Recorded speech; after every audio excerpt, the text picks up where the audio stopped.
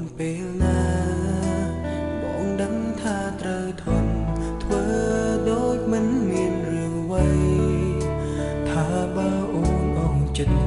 សូមប្រណីផងណាថ្លៃអ្វីដែលបងធ្វើខុសអើយអូនលើកលែងទោសថ្ងៃនេះបងបានដឹង